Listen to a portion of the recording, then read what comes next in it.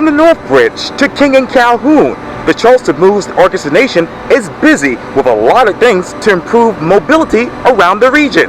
I talk one-on-one with the Executive Director of Charleston Moves, Katie Zimmerman, for this edition of Quintin's Close-Ups. And if you haven't already, subscribe to my YouTube channel and like Quintin's Close-Ups on Facebook. Katie Zimmerman, welcome back to Quintin's Close-Ups. Thank you. Yes, ma'am. Obviously, you're the Executive Director of Charleston Moves, and I know that you all advocate for safety as far as bicyclists, pedestrians, and more. Mm-hmm. Tell me, what's new, what's now with Charleston Moves? Well, what's new is I feel like it's been at least a year since I got to talk to you last. So, you know, a lot of the same projects are still moving through the process. There's also we've made a lot of headway with the Better NorthBridge project. The county did a great job pulling together a second application attempt for a federal grant. So that was wonderful. Things are just sort of steadily rolling. And then we do have a few projects where we're having to sort of work to protect keeping them. One example, Isle of Palms Connector, you know, they strike some really great lanes on that bridge, and we've had to really engage and make sure our advocates are engaging to keep that infrastructure in place. Let me go back over to NorthBridge. You said that second attempt. So how much money would they get if they were to get that approved? So I think the alternative that the public really liked, but most of the public liked who weighed in, that one, I think they were estimating at the time would cost about $35 million.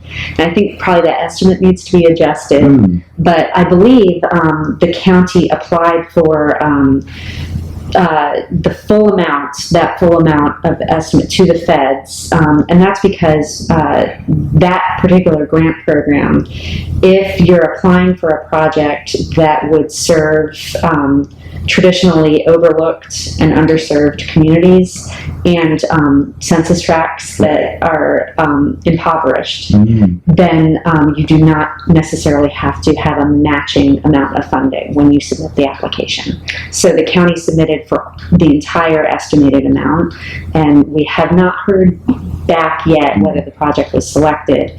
That pot of money, typically, it's the same grant program that the Ashe River Bridge was funded with. So it usually takes 2 or 3 application tries before a project is selected. So what's the timeline of trying for another one? Well, it depends on what the county hears back from USDOT. They haven't heard back yet on the second try. So whether it was selected, that would be amazing. Yes. If not, then having a discussion with the USDOT team to learn how to improve the application even more. Ideally, how do you do that? There's different ways. We had the opportunity to help. We provided a lot of data and a lot of research and also public support for that application. And so we had the opportunity to see it. It's a really strong application. The county did an excellent job. I would say if it's not selected this time around, maybe probably getting the project even more shovel ready would probably be helpful. That's my guess without really knowing.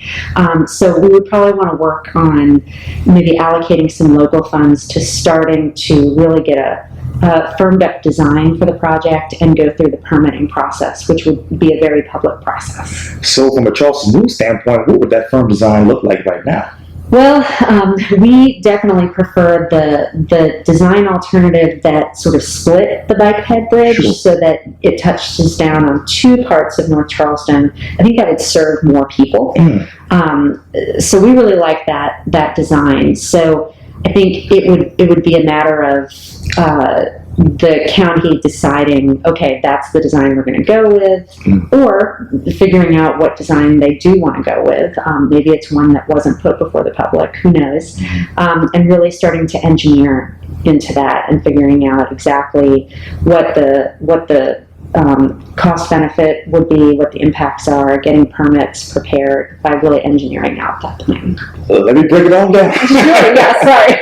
No worries. So if with that alternative that you all are wanting ideally, how many people will it actually serve? That is a great question, and I feel like that's the constant question with all of these projects. So the best we can do is to gauge that.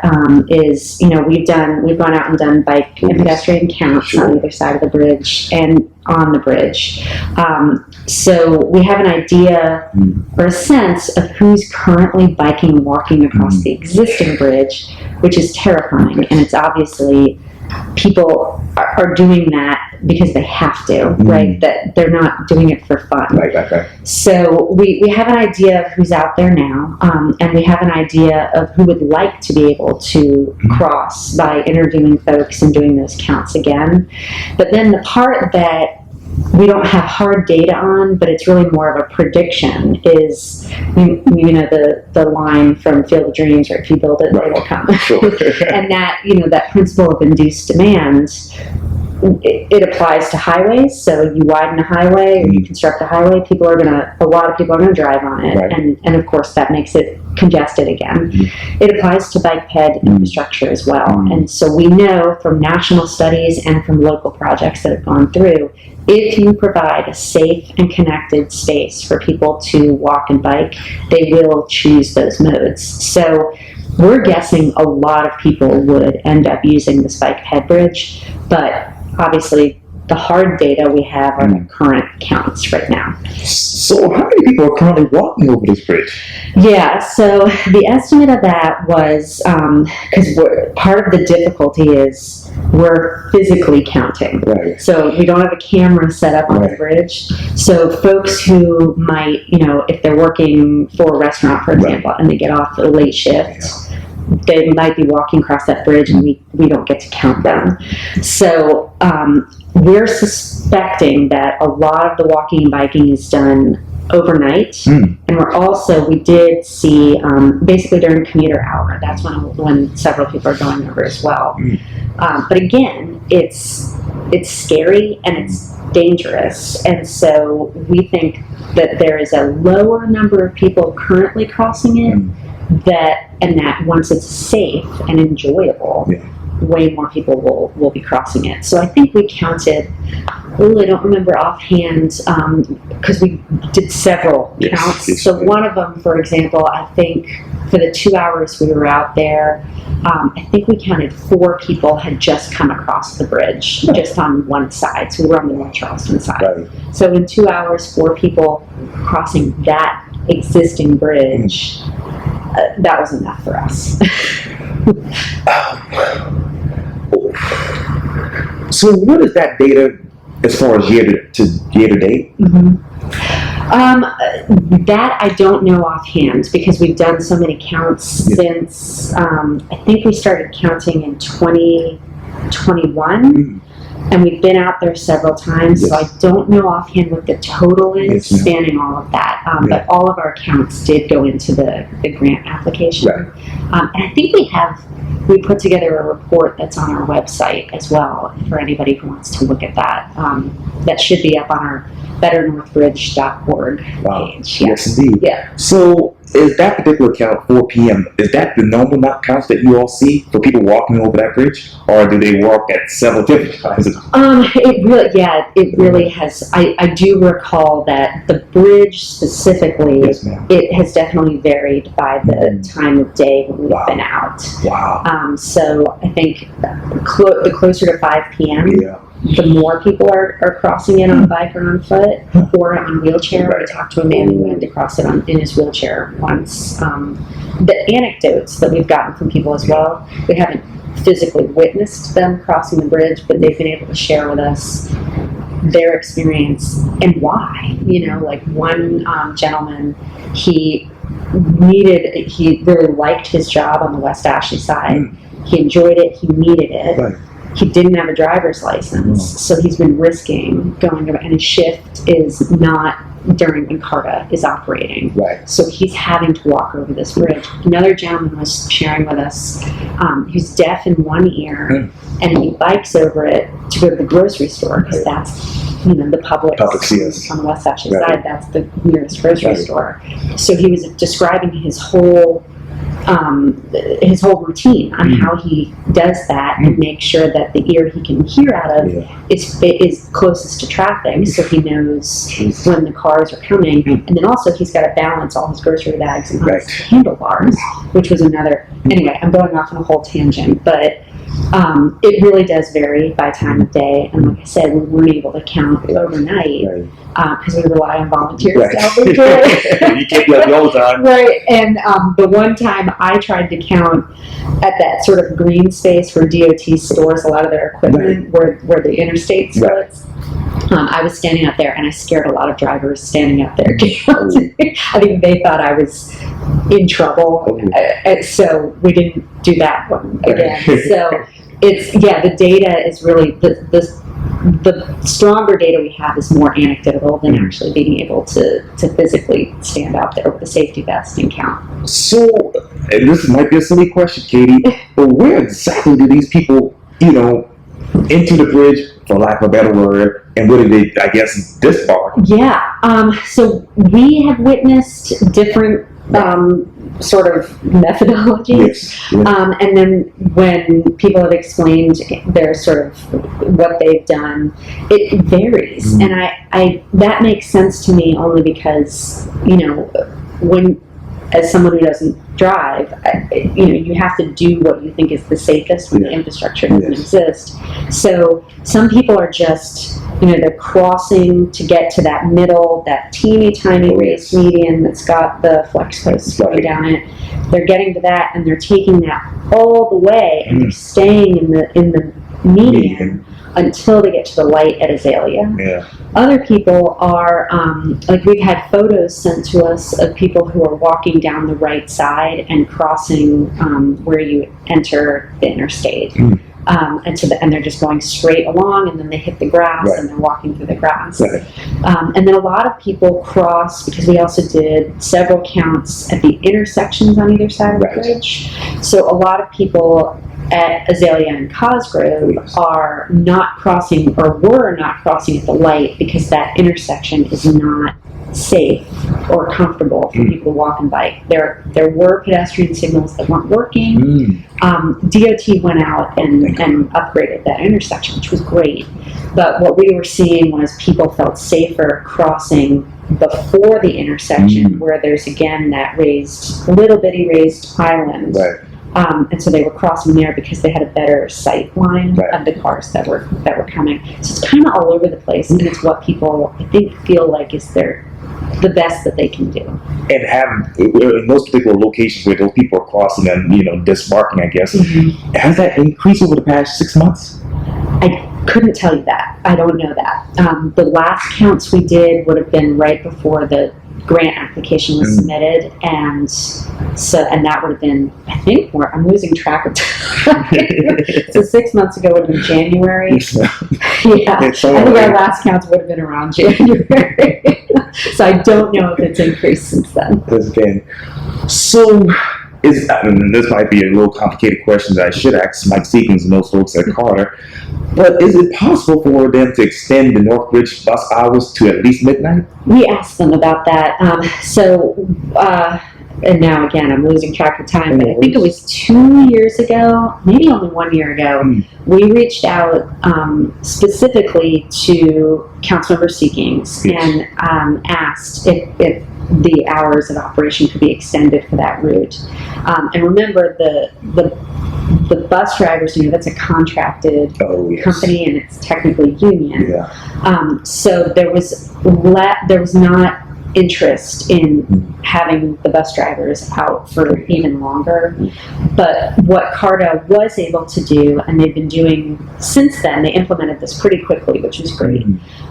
They doubled the frequency of the bus in the current hours of operation, and they also reinstalled the signs at the bus stops on either side of the bridge that let people know you can, if you stop at those stops with your bike, or if you're walking over the bridge, don't walk or bike over the bridge while CART is operating. Get on the bus for free, and if the racks in the front of the bus, which only hold, two bikes, if that's full, you can bring your bike on the bus itself to get you immediately across the bridge, and then you get out at the first stop there. And that's what they do in Cincinnati with streetcars as well. Oh. They let people bring the bikes on. Oh, that's Haven't been there yet. I'll be there in July. But Never been to Cincinnati. I'll be there in July. Yeah, so CART, they stepped up in those ways, which was great. But it is tough too when you think about, if we want people to have transportation choices, and when you provide safe biking and walking infrastructure, that's 24/7, and it's generally free. Yes. So the bus options are, thank goodness for them, but they don't operate 24/7, so it's not sort of a silver bullet when we're trying to solve this problem. And so now the CART has actually doubled its frequency. Mm-hmm. How many people are taking advantage of this option? I don't know. I have not gotten numbers from them on that, but again, anecdotally, we have, when we've been out at the intersections interviewing people and doing counts, we have spoken with folks who have been, they've sort of explained how it's working. I guess there was a little bit of growing pains with the bus drivers knowing that people could bring their bikes on if they had to. So there was a little bit of fits and starts, but I think it's good now. But I don't know what the specific numbers are, people that they've picked up at the immediate stops on either side and carried over. And do you see that increasing a lot more now that people know about this? Probably. I think, again, though, we're still dealing with the issue that a lot of people who have to cross that bridge, it's that their shifts are done late at night, or very, very early in the morning. One of the people who was killed on that bridge biking, his car wouldn't start, so he grabbed his bike. He had to get to work. It was like 5 or 6 in the morning before CART operates, and he had to go. He just did it, and unfortunately he was hit and killed. He was actually hit twice. So again, for folks whose schedule is not the traditional bus hours, it doesn't help them, and so it's hard to gauge, how many more people would be able to take the bus. I'm sure, though, it is helpful as more people, as it works for their schedules, knowing that there's this option. That's really wonderful. And you talk about those cyclists. So how many of those people are actually crossing over the bridge currently? People on bikes? Yes, ma'am. Again, we just have to gauge based on the counts we've done, which are so the counts we do every session. We make sure to do 3 in a week, and each one is 2 hours, and then that's supposed to sort of translate to an average. Sure. So we do a morning weekday count, an evening weekday count, and then a Saturday midday count to try to get over. Yes. So again, I can't tell you exactly how many people are biking over the current bridge right now. I just know that they are. And you talk about Saturday, so do you all see that more people walking and crossing over there on the weekends versus weekdays? I don't recall. Again, if I'm remembering correctly from our counts, I don't think so. I think the strong count time that we saw was the weekday evening. I think that was the busiest one. And you talked earlier about, obviously, some of those areas are, under-deserved and whatnot. And you talked about those sensor traits. How many of those are in those communities near this bridge? The census tract there's one on the North Charleston side. There's multiple on the North Charleston side, and then there's 1 or 2 on the West Ashley side. That's a tremendous volume of people. I couldn't tell you, I can't be trusted with numbers. But it was a large enough population tract where it's just, you look at it and you say, oh my gosh, this would serve so many people and help so many people. And then you kind of also look at there's health data that has come out over the past year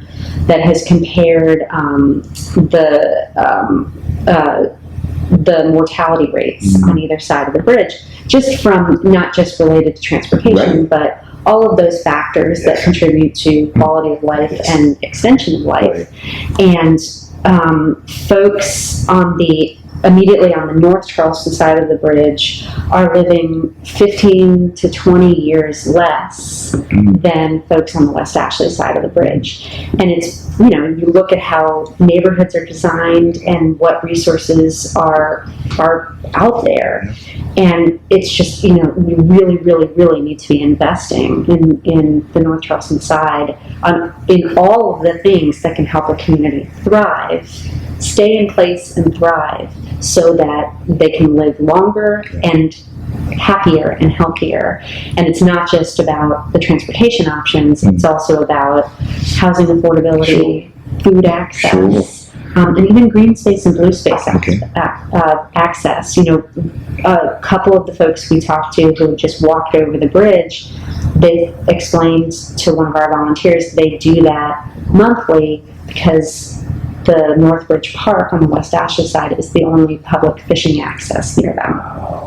So, there's a lot of elements that kind of build into this, and the importance of access and making sure that we are looking at these census tracts and ensuring that the people who live there and have grown up there are being provided by everything that they need to thrive, particularly since they're paying taxes too. So why are their own tax dollars not going to their communities? You know what I mean? And so, since the last time you've done that survey with your volunteers on that particular side of the North Bridge, how many deaths have there been? So I can tell you there have been 4 people on bicycles have been killed crossing the bridge since 2015. We were able to pull the data from the Department of Public Safety.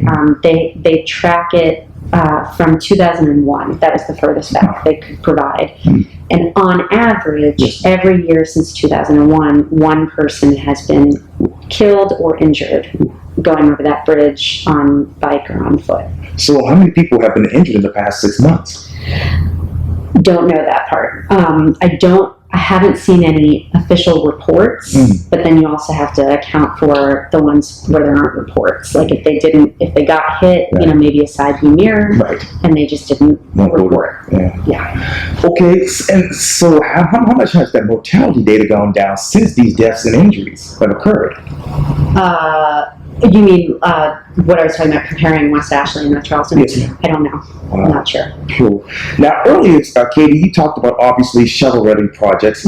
So, what would be ideal right now to help with that, situation of the North Bridge? Yeah, I think it would really be great to get either some state or local or both investment in sort of proceeding along like how you would do any project. So really sort of coming up with the robust design, starting to engineer that out, and looking at what the impacts might be so we can start that permitting process, which would also be the public input process. So as I think a lot of people are familiar with by now, when there's a project, if there's federal dollars or federal resources involved, you go through the National Environmental Policy Act, NEPA. So I think starting that process as well and getting feedback from the public and talking to the communities impacted, I think all of those steps, it would be wonderful if we could proceed with those regardless of whether the grant application is selected by the federal government. So what would be the environmental impacts for this design at NorthBridge? That I'm not sure of.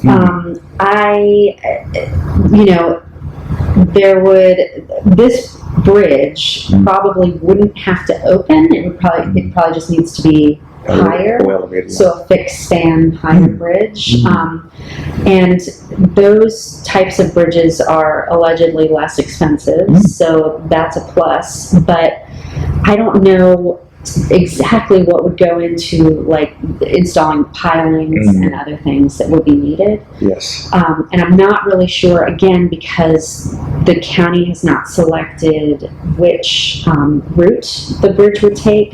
I don't know exactly like what critical area would or would not be impacted. Yes, ma'am. So I think all of that it would be really helpful to keep moving this project along, to start digging into exactly that and studying it and working with the agencies that all are related to those different things like DNR, Fish and Wildlife, and starting to work through that process to figure out what would the impacts be. And in my opinion, I think it's likely that the benefits would outweigh the impacts, because if you think about, if you're encouraging more people to walk or run or bicycle, less people in cars. I mean, think about Charleston Harbor has something like 7.5 tons of microplastics in it at last count, and that was many years ago. And they figured out that was all tire particles. So, as you drive, your tires are running down, and everything that's coming off of your car is running off into our waterways. Any restaurant that's serving shellfish would be interested in that information. So I think there's that. There's also the air quality impacts, especially when you think about a census tract where they've already been impacted by highways going through their community. So I do strongly suspect that the environmental and public health benefits would strongly outweigh the environmental impacts. So how do you engineer this now? I don't know. I mean, it would take some money.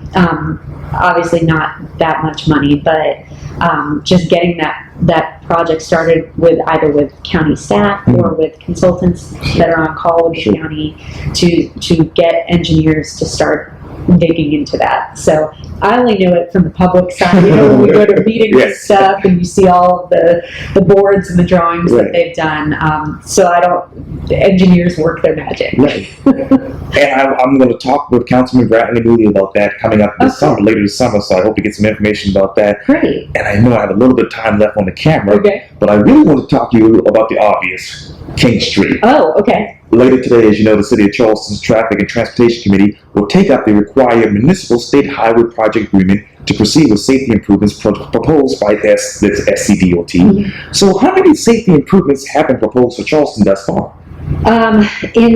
For this particular project, the 4 corridors that this agreement would cover, or do you mean entire Charleston? Entire city of Charleston? I don't know the answer to that question. Several. Okay. So SCDOT, what they have started doing in recent years is they developed for the first time a statewide pedestrian and bicycle safety action plan. And part of that was assessing what's going on across the state, and they were able to kind of pull together a matrix based on collision rates and fatality rates and look at where they, based on the data, where they think the most dangerous corridors are. And so they've been then prioritizing those and hosting road safety audits. And it's a really interesting process when they do the road safety audit, because they pull in as many different stakeholders as they can.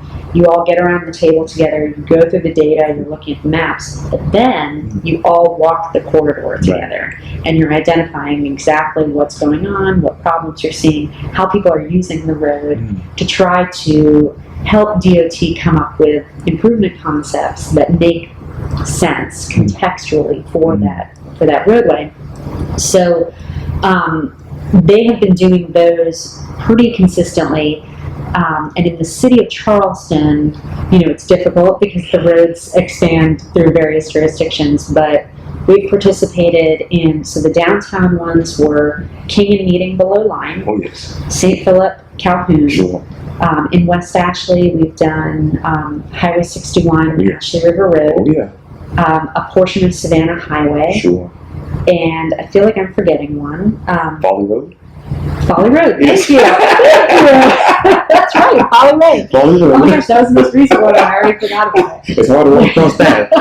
Well, yeah, and that one was really interesting because they realized when we got out there, they were like, oh, there's not a, you can't walk this whole thing. Right. And I think that was sort of an eye-opener for DOT.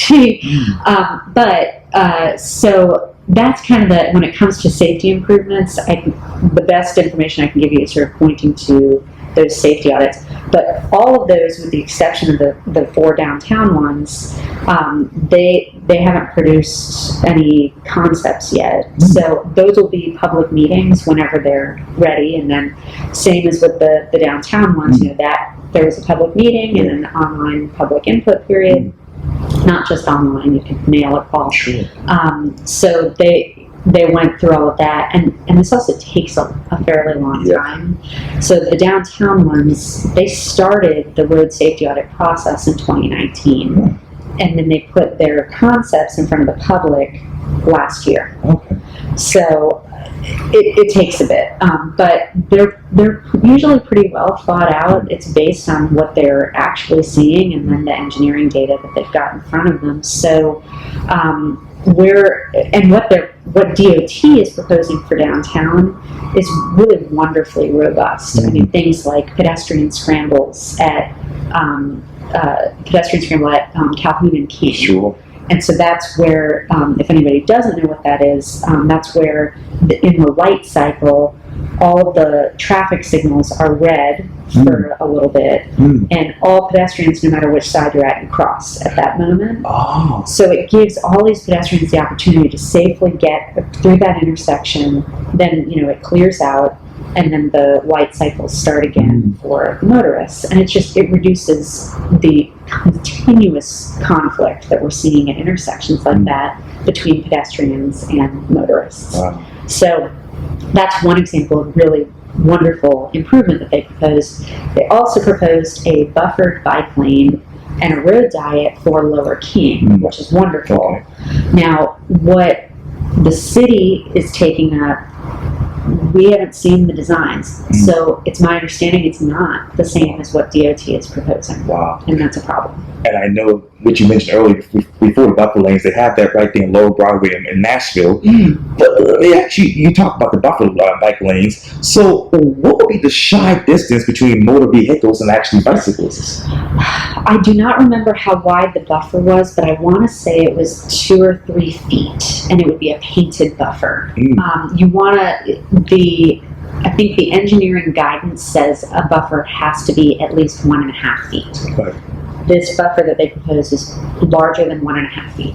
Now, how should the city of Charleston, and obviously your organization, encourage bicyclists to ride outside of that indoor zone when the buffer is actually between a parked car and bike lanes? Well, this one, for what DOT proposed for King, it would have been, the bike lane would have been on the left lane. So it would have been bike lane, Yes, ma'am. buffer, lane of travel, Oh, I see. on-street parking, and loading zones. Wow. Yeah. So will this be greater space for bicycling without making the bike lane so wide that it may be mistaken for a travel lane or a parking lane? That's one of the things we were nervous about. Okay.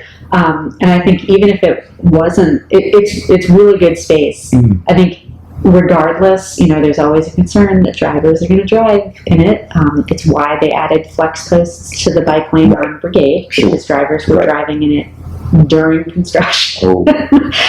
So, that's been one of our concerns, and one of the things that when we submitted our comment letter to DOT, Yes, ma'am. one of the things we asked was for them to consider making it a protected bike lane instead, to prevent motorists from getting tempted to go in there.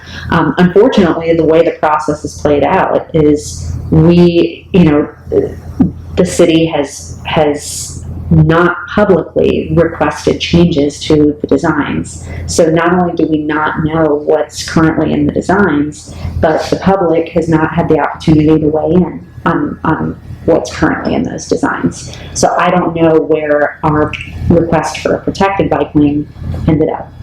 Well, and might be a silly question, but what has replaced those designs in your mind?